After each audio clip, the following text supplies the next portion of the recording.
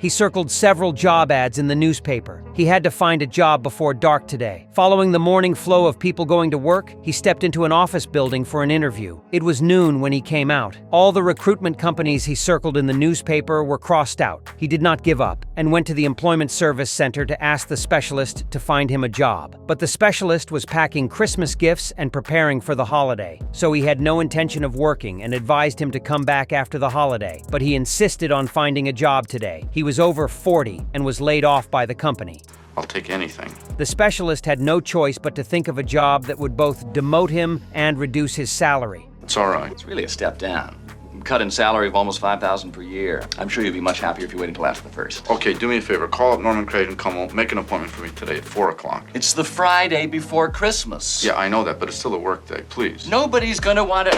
Look, either you call him up or I call him up. If I call him up, you don't get a commission, right? When he arrived at the company, some people were already leaving get off work, so he quickly went to the front desk for an interview. The person interviewing him was an old man who didn't even sit down but casually flipped through his portfolio. After a few compliments, he asked him to go back and wait for news, but he refused to leave and asked who else he wanted to meet. The interviewer said he also wanted to meet the creative director, but the director was going on vacation soon and could only arrange it when he came back. Have a nice holiday, and I'll tell you, I'd like to see him right away before he leaves.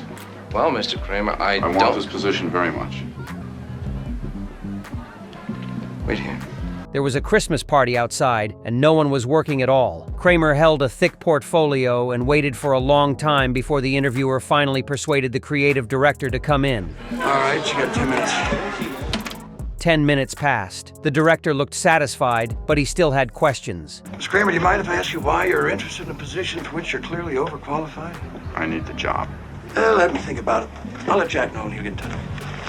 No, this is a one-day only offer, gentlemen. You saw my book, you know I can handle the work. I'm willing to take a salary cut. The only thing is you're gonna have to let me know today, not tomorrow, not next week, not at the end of the holidays. If you really want me, you make your decision right now. The two were stunned by his momentum for a few seconds and then asked to discuss privately. So Kramer left the room and sat down at the party. Everyone around him was laughing and reveling. Alone and serious, he seemed out of place. Most people could not accept demotion and salary reduction, but he had to accept it because he was in a divorce lawsuit to fight for custody of his son.